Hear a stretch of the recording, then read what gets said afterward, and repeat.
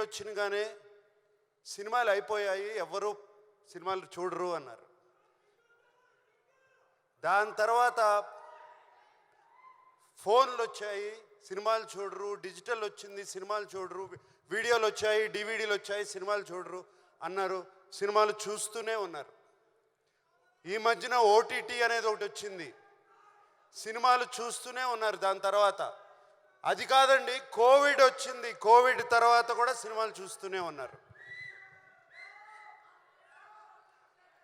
పండగ రోజున, సంక్రాంతి పండగ రోజున సినిమాలు చూడటం అనేది మనకు ఆనవాయితీ. ఒక్క సినిమా కాదు, 2 సినిమాలు కాదు, 3 సినిమాలు కాదు, 4 సినిమాలు వచ్చినా సినిమాలు చూస్తారు. ఇది మన తెలుగు వారికి సంక్రాంతి అంటే సినిమా పండుగ. ఇలాగే ఈ సంక్రాంతికి వచ్చే 4 సినిమాలు వస్తున్నాయి. ముందుగా 25 సంవత్సరాలు పూర్తి చేసుకున్న మహేష్ బాబు ఫిల్మ్ ఇండస్ట్రీలో 25 సంవత్సరాలు పూర్తి చేసుకున్నాడు. I wish him all the best for Guntur కారం. అలాగే చైల్డ్ ఆర్టిస్ట్గా చూశాను తేజ. ఇప్పుడు ఒక హీరో అయ్యి హనుమాన్ అనే సినిమాతో వస్తున్నాడు. I wish him all the best. అలాగే మా వెంకీ 75 సినిమాలు పూర్తి చేసుకుని సైంధవ్ అనే సినిమాతో వస్తున్నాడు. I wish him all the best. మేమిప్పుడు నా సామిరంగా మీ ముందుకు వస్తున్నాం. మీకు మేమిచ్చే సినిమా నచ్చితే మీరు ఎంత ఆదరిస్తారో 2 పండగలు చూశాను. అలా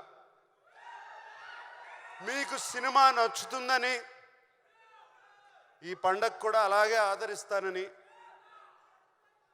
నా సామిరంగా